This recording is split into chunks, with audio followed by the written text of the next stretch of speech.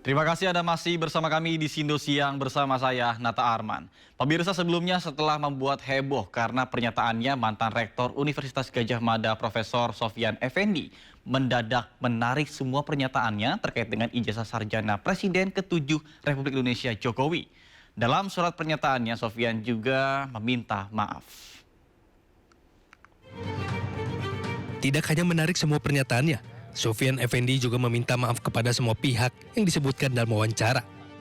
Dalam surat pernyataan yang ditandatanganinya, Rektor UGM tahun 2002 hingga 2007 ini memohon agar wawancara dirinya terkait ijazah S1 Presiden ke-7 Jokowi dalam kanal YouTube ditarik dari peredaran.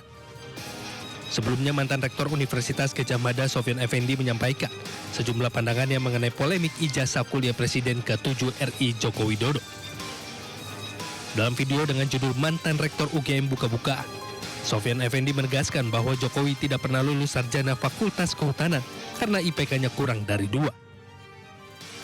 Profesor itu dan mantan dekan juga.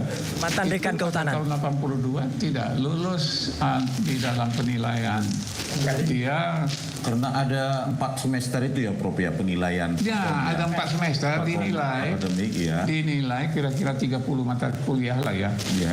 Itu dinilai dia indeks prestasinya nggak mencapai. Berarti 2,5. sesuai dengan statement Pak Jokowi di UII yang disaksikan oleh Profesor Mahfud MD juga ya Pak? Iya betul, sama. Mengaku IPK-nya di bawah 2. Ya.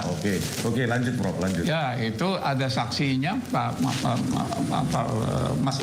Mahfud Iya. dan Pak Buya Safi'i Iya, Buya yang mendengar. Safi'i, iya. Dan kemudian itu, nah juga saya lihat di dalam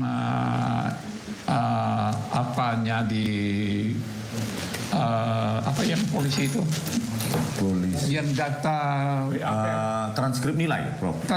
transkrip Atau nilai. registrasi. Nah, transkrip nilai. Transkrip nilai. Transkrip nilai itu juga yang ditampilkan saat yang ditampilkan di TV oleh apa itu, dia kan hanya apa itu IPK-nya yang IPK-nya itu nggak sampai 2 kan. Ya itu, dan karena itu dia kalau sistemnya benar, karena dia ikut itu ada waktu itu masih ada sarjana muda dan doktoral. Jadi dia tidak lulus sebagai tidak qualified untuk itu di DU. Selain meminta maaf kepada semua pihak, Sofyan Effendi juga berharap agar wacana tentang ijazah dapat diakhiri.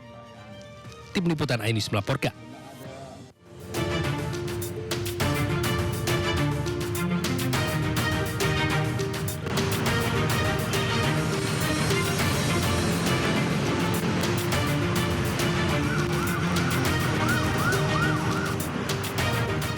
Ya, pemirsa, saatnya kita simak pantauan lalu lintas pada siang ini dan kami telah terhubung dengan Brigadir Treslinda dari NTMC Polri yang berada di kawasan Pancoran, Jakarta Selatan. Baik, selamat siang Brigadir Treslinda. Bagaimana pantauan lalu lintas dari tempat Anda melapor? Silahkan.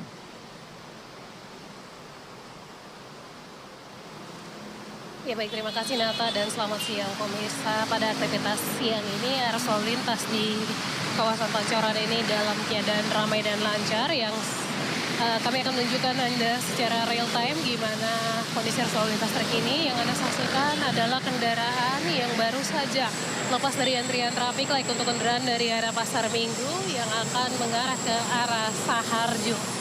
Di mana dominasi kendaraan didominasi dengan kendaraan roda 2 maupun roda 4. Hal yang sama terjadi juga dari arah Cawang, di mana di sana juga terjadi antrian di belakang traffic light, dominasi kendaraan roda 2 dan juga roda 4. Kendaraan dari arah Saharjo juga saat ini dalam keadaan ramai dan lancar. Perlambatan kecepatan kendaraan terjadi hanya pada antrian di traffic light. Di arah sebaliknya dari arah Kuningan yang akan mengarah ke Cawang juga dalam keadaan ramai dan lancar. Meskipun lalu lintas lancar, kami informasikan kepada Anda untuk selalu mengutamakan keselamatan dalam berkendara, mengingat memang kawasan Pancoran ini ramai akan aktivitas masyarakat yang berlalu lalang di kawasan ini menyeberang jalan kadang tidak pada zebra cross. Hal ini juga perlu diantisipasi bagi para pengguna jalan yang melintas sehingga tidak terjadi hal-hal yang tidak diinginkan. Kemudian Nata, kami juga informasikan bahwa sampai saat ini Korlantas Polri masih menggelar operasi patuh yang digelar serentak di seluruh Indonesia selama 14 hari. Dimulai pada tanggal 14 dan berakhir pada tanggal 27 Juli 2025. Dan Polda Metro Jaya ini, maksud kami operasi patuh ini digelar hanya pada pelanggaran-pelanggaran yang dapat menimbulkan kecelakaan maupun mengakibatkan hal-hal yang dapat menyebabkan kecelakaan lalu lintas. Untuk itu kami harapkan Anda dapat tertib dalam berlalu lintas, mematuhi rambu serta marka jalan yang ada. Kemudian memang untuk Polda Metro Jaya sendiri tidak ada stasioner, namun dilaksanakan dengan sistem hunting atau tertangkap tangan oleh petugas tim tindak, maka akan dilakukan penindakan pada pelanggaran-pelanggaran yang memang sudah masuk dalam target operasi seperti pelanggaran penggunaan helm standar SNI, melanggar batas kecepatan dan juga berkendara di bawah pengaruh alkohol, berkendara berboncengan lebih dari 2 orang. Hal ini yang mungkin jadi perhatian anggota kami yang berada di lapangan. Kami juga menginformasikan selain memang menggunakan secara hunting yang dilakukan oleh mobile, ada juga etle stasioner, etle statis, yaitu ada pun lokasi-lokasi yang menjadi tempat etle statis, yaitu di Jalan Protokol di Jakarta Pusat, di Jalan Sudirman Tamrin dan Gatot Subroto. Untuk Jakarta Selatan ada Pasar Minggu, Fatmawati, Ciputat Raya.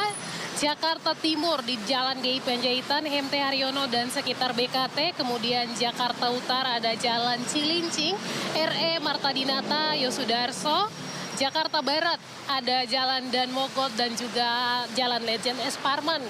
Tentunya untuk menciptakan keselamatan di jalan, kami harapkan Anda tetap tertib dalam berlalu lintas, mengikuti arahan dan petunjuk petugas kami yang berada di lapangan. Hal ini untuk menekan tingginya kecelakaan lalu lintas di seluruh Indonesia dan juga menciptakan lalu lintas yang aman dan nyaman. Bagi Anda yang akan mengupdate informasi seputar arus lalu lintas terkini, kami siap melayani Anda di 15669 ataupun melalui SMS center kami di 9119. Demikian Brigadir Treslinda melaporkan. Nata Arman kembali ke Anda di studio. Silakan. Baik, terima kasih Brigadir Treslinda atas laporannya dari kawasan Simpang Pancoran. Selamat bertugas kembali dan salam presisi.